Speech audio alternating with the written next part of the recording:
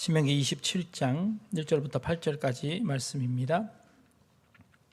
모세와 이스라엘 장로들이 이 백성에게 명령하여 이르되 내가 오늘 너희에게 명령하는 이 명령을 너희는 다 지킬지니라.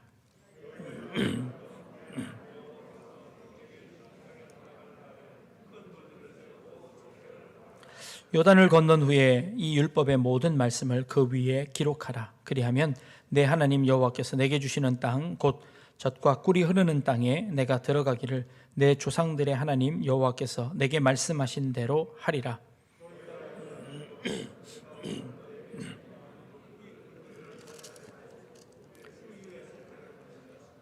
또 거기서 내 하나님 여호와를 위하여 제단 곧 돌단을 쌓되 그것에 쇠 연장을 대지 말지니라.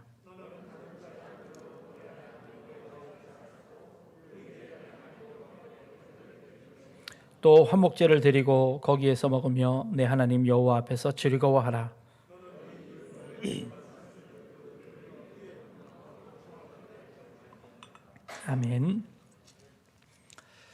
2017년, 2018년에 두 해에 걸쳐서 신과 함께라는 한국 판타지 영화가 개봉한 적이 있었습니다. 줄거리는 대충 그렇습니다. 한 사람이 죽어 이승에서 저승으로 가게 되는데 가게 되는 그 과정 속에서 거쳐지는 심판 때를 이제 설명하고 있는 그런 줄거리입니다. 이 영화는 다분히 불교적 세계관을 가지고 만들어진 그런 영화입니다. 그 줄거리 중에서 그 7 지옥을 이렇게 하나하나 거쳐갈 때마다 이렇게 배를 타고 강을 건너는 것으로 표현되는데 그 강의 이름이 삼도천이라고 합니다. 이것은 불교에서 이승과 저승 사이를 가로지르는 강을 삼도천이라고 하는데 이 의미는 그 강을 건너는 세 개의 길이 있다라는 그런 의미입니다. 그 길은 어떤 길은 얕고 건너기 쉬운 길이 있고 또 어떤 길은 깊어서 또 건너기 힘든, 또 어떤 곳은 물살이 아주 센 그런 곳이 있다는 것이지요. 그 세 개 중에 어떤 길을 가게 되는지는 이승에서 얼마나 착한 일을 했는지에 따라 달라진다라는 그런 의미에서 삼도천을 의미합니다. 공교롭게도 이 동양 사상뿐만 아니라 불교 사상뿐만 아니라 서양에서도 이승과 저승을 갈라놓는 강에 관한 그런 이야기들이 전해지고 있습니다. 그리스 로마 신화에 보면 이승과 저승을 갈라놓은 5개의 강이 있다고 합니다. 첫 번째 강은 아케론 강인데요. 이 비통의 강입니다. 죽음을 당한 그 사람이 첫 번째 강을 건널 때 그 강에서 슬픔, 내가 죽게 된 것에 대한 비통해하는 그 비통한 마음을 담는 그런 강을 하나 지나게 되고요. 그리고 코키토스라는 시름의 강을 건너는데 그곳에서는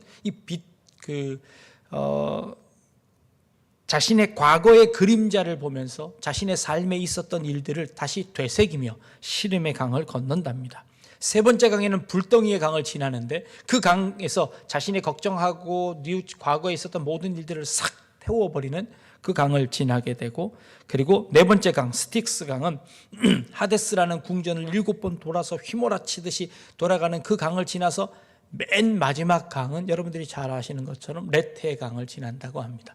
망각의 강이지요.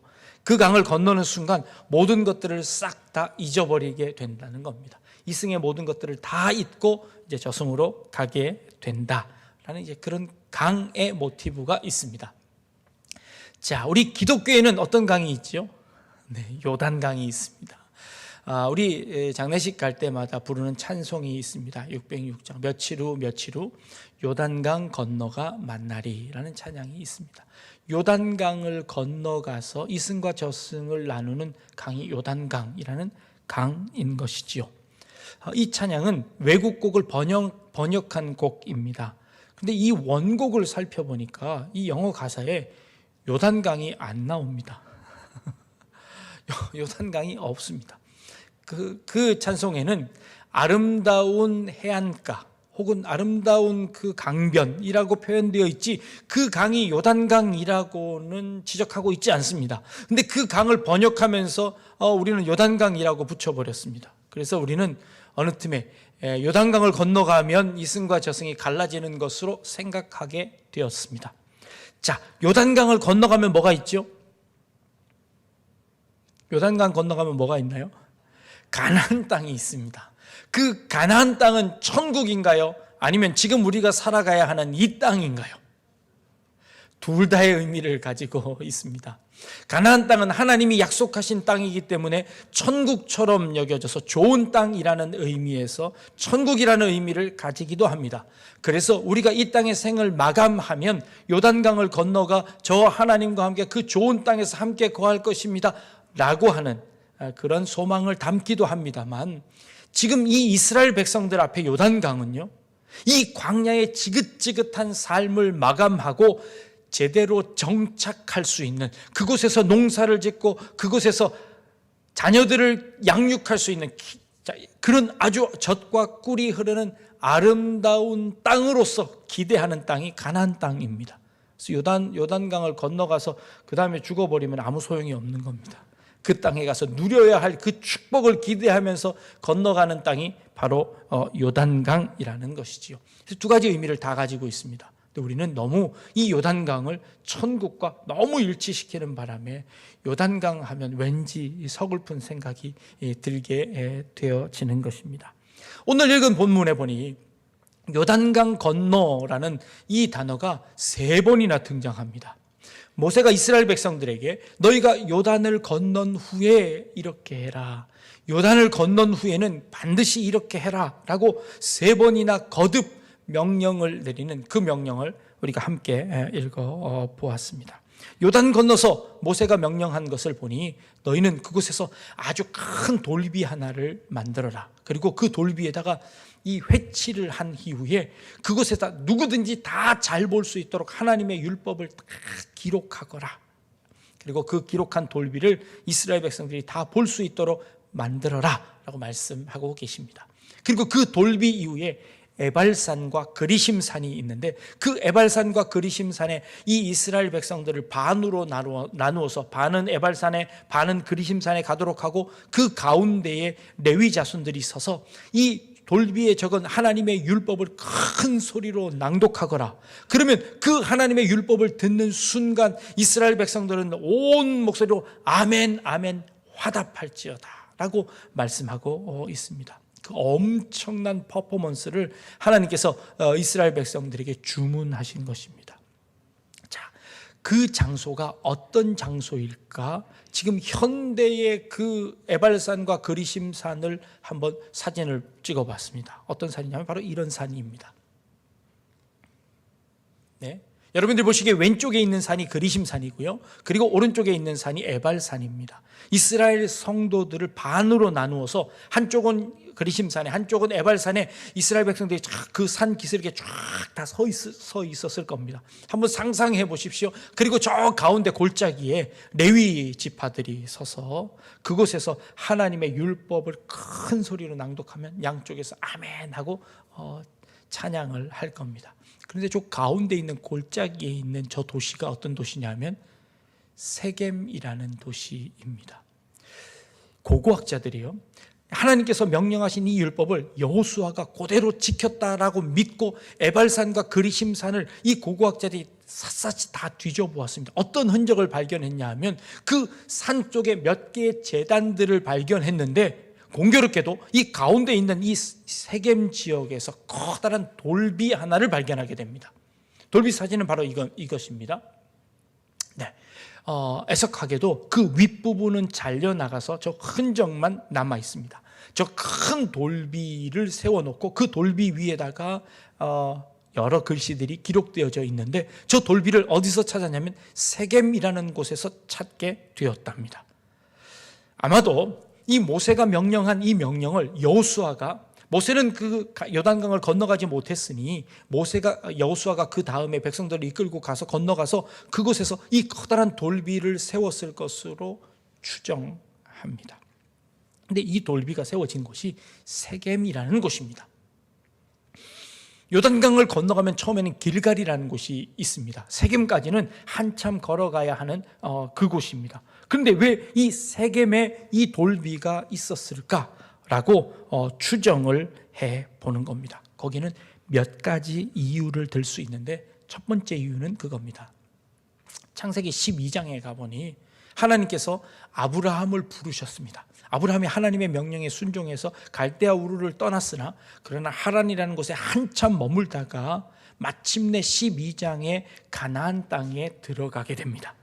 가나안 땅에 들어가게 된 이 아브라함이 그 가나안 땅에서 조금 내려가면서 어디에서 정착을 하냐면 세겜이라는 곳에서 정착을 합니다. 그리고 그 세겜이라는 곳에서 처음으로 아브라함이 하나님께 예배드렸다는, 제단을 쌓았다는 기록이 창세기 12장 5절 이후에 기록되어져 있습니다.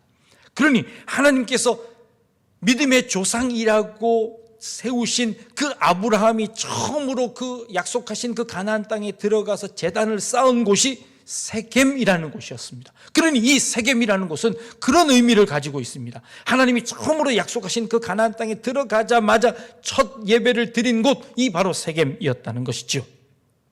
창세기 33장으로 가면 야곱이 형 에서의 눈을 피하여서 외삼촌 집으로 도망갔다가 하나님께서 다시 은혜를 주셔서 그가 다시 가나안 땅으로 돌아오게 됩니다. 그 돌아와서 처음으로 제단을 쌓고 예배드린 곳이 어디였냐면 그곳이 바로 또 세겜이었습니다. 그 세겜 땅에서 야곱은 이렇게 하나님을 찬양합니다. 엘 엘로헤 이스라엘이라고 그 땅 이름을 별명을 짓습니다. 이 엘 엘로헤 이스라엘이라는 단어의 뜻은 엘은 하나님입니다. 하나님은 나의 하나님이십니다 하고 이 야곱이 그곳에서 하나님의 이름을 찬양했던 곳, 그것이 바로 엘 엘로헤 이스라엘이라는 것이지요. 그곳에서 지금 하나님께서 이스라엘 백성들에게 제단을 쌓고 예배를 드리라고 합니다. 그곳에서 처음에는 번제를 드리랍니다. 번제는요, 하나님 앞에 그 제물을 모두 다 태워서 연기를 드리는 그 제사가 번제입니다.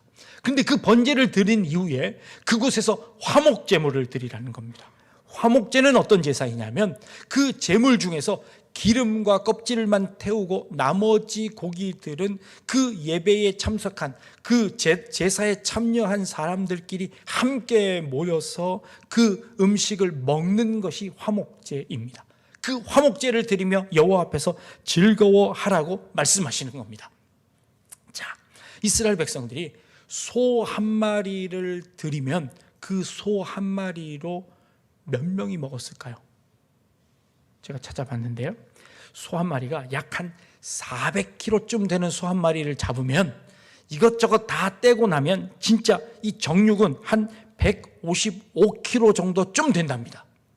물론 한국 사람은 선지도 먹고 사골도 먹고 해서 이게 더 많아지는데 일단 그거 다 빼고 정육만 따지면 약 한 155kg 정도쯤 된답니다.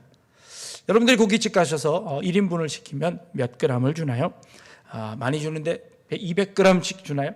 200g으로 이 155kg를 나누면 몇 명이서 먹을 수 있냐면 775인분을 먹을 수 있습니다. 물론 고깃집 가셔서 보통 2인분, 3인분씩 드시니까 한 300명 이상은 충분히 먹을 수 있는 고기가 나올 수 있게 된다는 것이죠. 그렇다면 하나님께 화목제물을 드릴 때 이스라엘 백성들은 몇 마리씩 소를 잡았습니다. 그리고는 그 소 잡은 그 소를 온 그 제사 드리는 모든 사람들이 함께 나누며 축하하면서 감사하면서 제사를 지냈을 것입니다. 그것이 어디에 있었다고요? 그 세겜 땅에서 있었습니다.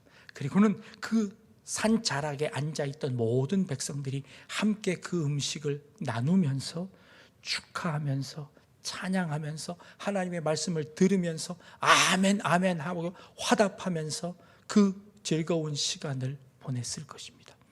요단강을 건넌 이후에 그들이 하는 것이죠. 세상에서는 강을 건너면 모든 것 다 잊어버리고 끝이 아니라 우리는 그 요단강을 건넌 이후에 더 큰 은혜와 더 큰 축복과 감사와 찬양과 예배가 있는 그런 축제가 벌어지는 곳이 요단강 건넌 후라는 것이지요. 오늘이 2021년 마지막 주일입니다. 우리 2022년을 지나가는 이제 마지막 강을 건너는 겁니다. 2021년을 돌아봅니다. 온통 코로나 때문에 어려움 가운데 있었습니다. 몇 번 격리가 되기도 하고 어려움들을 많이 겪으셨죠. 그 두려움 가운데 있기도 하고 또 백신을 맞으시고 또 후유증이 생기시고 어려운 분들이 참 많았습니다. 그럼에도 불구하고 한 해를 지나보며 우리에게 주신 은혜들을 생각해 봅니다. 어제 100개의 상자를 만들어서 나누었습니다. 어떤 분 그러시더라고요. 목사님, 상자 만드는데 최소한 7만 원, 8만 원 드는데 목사님은 5만 원만 내라 그래서 얼른 5만 원만 내셨다고 하시는 분도 계시고 괜찮습니다. 그래서 어떤 분들은 2개씩 하시는 분들도 계셨습니다. 평상시보다 훨씬 더 많은 상자를 만들 수 있었습니다. 어려움 가운데 있었는데 더 많은 것들을 나눌 수 있었고 더 많은 것 도울 수 있었습니다. 우리 예결산위원회를 지나야 하지만 그러나 한 해의 결산들을 돌아보니까요, 우리 그렇게 어려운 가운데서도 하나님이 우리 성도님들을 지켜주셨는지 우리 하나도 예산에 부족함 없이 모든 것 다 채워주셔서 또 감사하게 됩니다. 우리 선교사님들 돕는 것 저희들 혹시나 어려워서 선교사님들이 늘 전화하시면 그렇습니다. 한국도 어려운데 또 이렇게 도와주셨네요. 한국도 어려울 텐데 코로나로 어려우실 텐데 또 이렇게 도와주셨네요. 평상시보다 더 많이 도와드릴 수 있었습니다.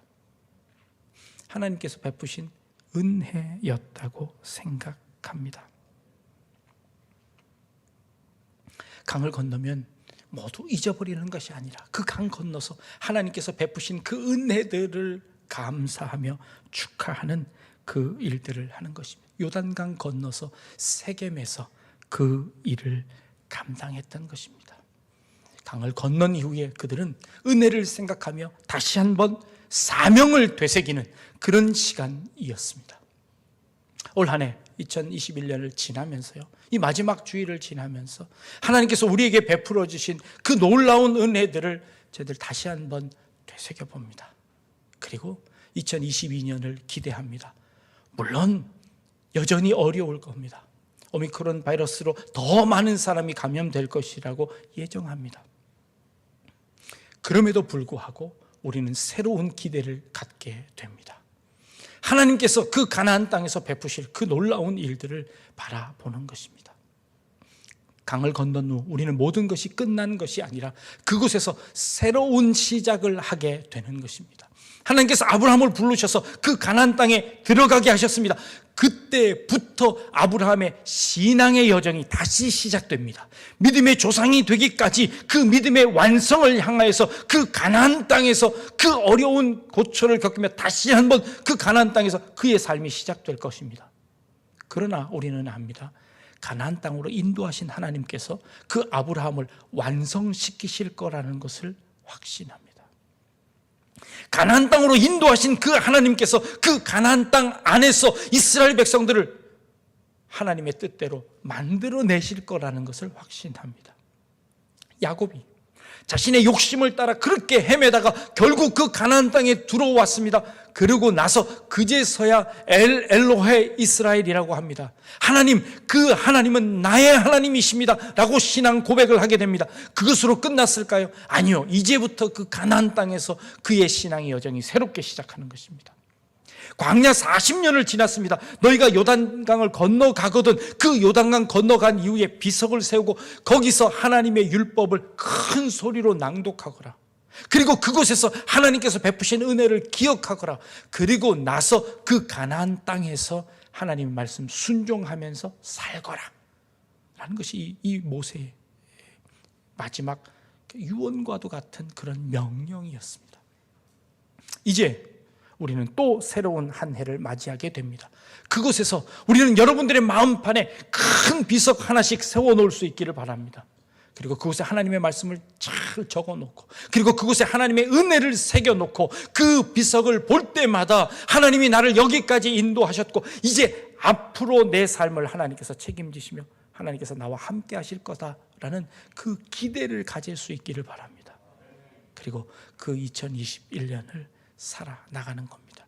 그 2022년을 새롭게 열어가는 것입니다. 너희가 요단을 건넌 후에 그 앞에 펼쳐져 있을 그 놀라운 축복들을 기대하며 너희는 이것 해라 막 말씀하고 계십니다. 오늘 이 자리가 세겜성 그 자리가 될 수 있기를 바랍니다. 한쪽에는 에발산이 있고 한쪽에는 그리심산이 있습니다. 온 성도들이 함께 모여 있습니다. 그리고 말씀을 선포합니다. 이 말씀에 모두 아멘 아멘 하며 하나님께서 우리와 함께 하신 은혜를 감사합니다. 그리고 그 가나안 땅에서 펼쳐질 그 일들을 기대합니다. 우리와 영원토록 함께 하실 하나님을 찬양하며 우리의 마음판에 커다란 돌비 하나 세워놓고 그곳에 은혜와 그리고 하나님의 명령들을 기록해놓고 그것 늘 새기며 하루하루 살아낼 수 있는 그런 우리 성도님들 다 되실 수 있기를 주님의 이름으로 축복합니다. 기도하겠습니다. 요단을 건넌 후에 세겜 땅에서 큰 돌비를 세워놓고 하나님을 찬양하고 감사했던 이스라엘 백성들의 모습처럼 2021년을 마감하며 우리의 마음판에 돌비를 세웁니다. 이곳에 하나님의 명령을 적고 이곳에 하나님의 은혜를 새겨봅니다. 그리고 영원토록 우리와 함께 하실 하나님을 찬양하며 나아갑니다. 우리 성도님들 한 분 한 분 하나님 지켜주시며 그 은혜 가운데 거하는 저희들 되게 하여 주옵소서. 감사드리며 예수님의 이름으로 기도합니다. 아멘.